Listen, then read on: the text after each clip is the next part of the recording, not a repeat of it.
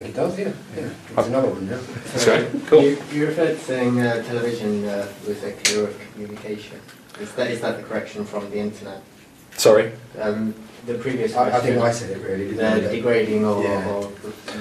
They decided that television killed communication more than the internet. It's still a communication mechanism. People can still communicate over it because communicating requires two parties. You need someone who's giving attention. Someone who's giving attention to the recipient, and someone who's delivering intention, which is the broadcaster. Now, on television, clearly in the past, certainly, the idea has been that you sit there and you watch. You put your attention on it, and they put their intention into you. Whether that's entertainment to make you laugh, to inform you, to make you aware of stuff, whatever that intention is, you then put your attention on it to receive it.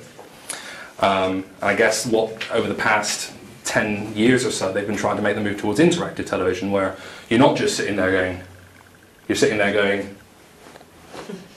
press the red button, press the red button.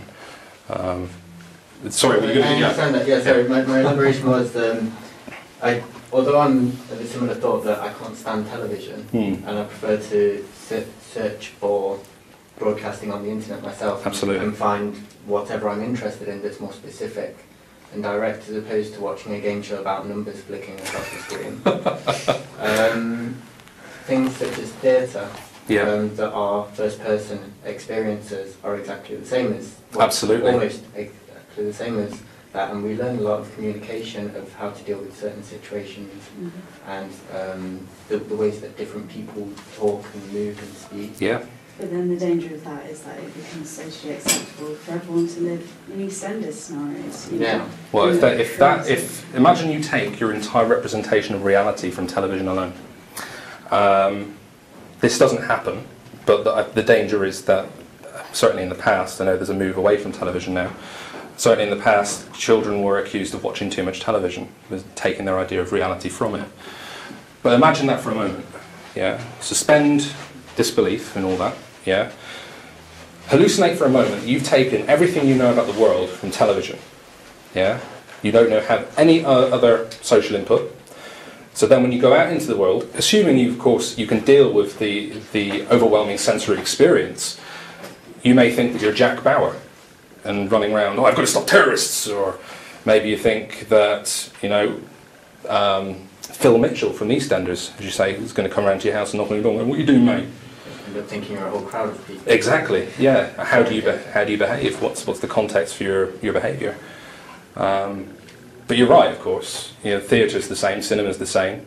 Any sort of passive thing that's designed to entertain as you as the viewer versus a broadcaster or transmitter or someone who's giving intention has that as a threat. Even computer gaming to an extent, because although you can say computer games are interactive in the sense that you're reacting to what's on the screen, you still enter a passive state, almost like a factory of reactions, where you're observing things coming towards you and you have to react in engagement to them. And then when you withdraw from that, you start to rock. Like you see people with World of Warcraft freakouts. Oh my God, my mum's suspended my World of Warcraft, and all this stuff. And it's just bonkers, because that idea of reality has been removed from them, and all of a sudden they're in the active world where they're no longer passive, and they lose it.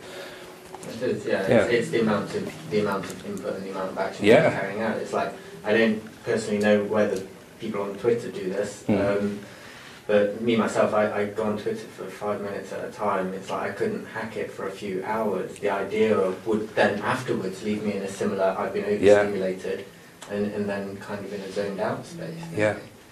I disagree that TV is the same as theatre, and I think it's because often, I don't watch much theatre on the net, I'm afraid. I go and see it, and often when I go and see it, I dedicate the amount of respect. Normally you book a ticket, you have to sit there for 2.5 hours. It's not just flicking on EastEnders in your pyjamas.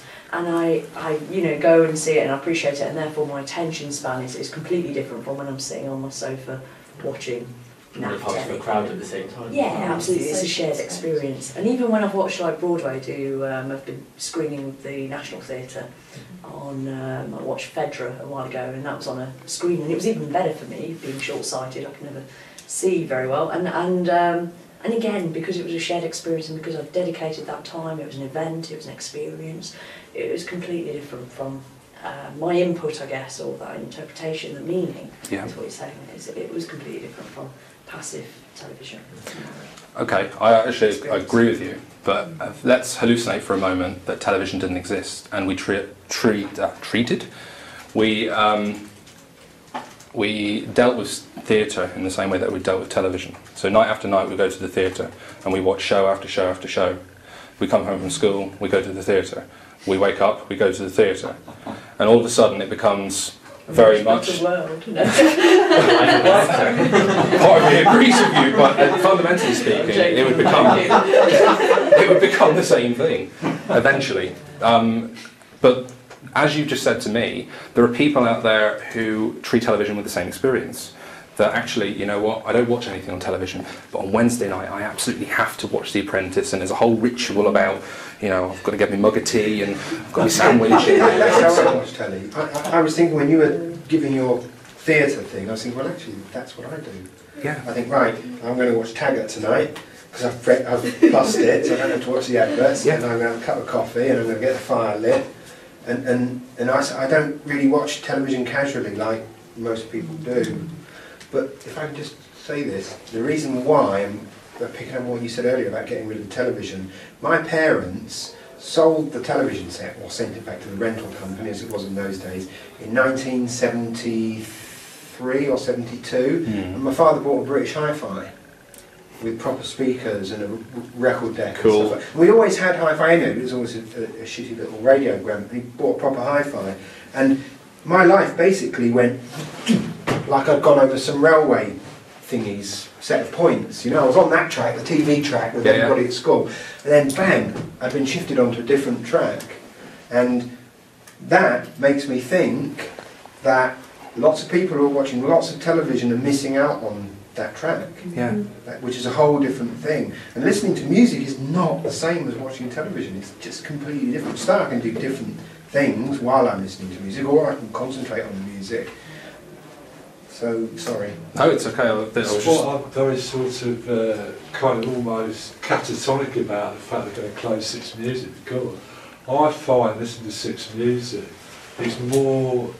is better culture than watching the TV. Yeah. So I hardly ever watch TV, but I'm much rather listen to Six Music because it's a much broader cultural experience, because it's more than just listening to a bit of music, you know, or stuff that's in the charts, and it's very rich.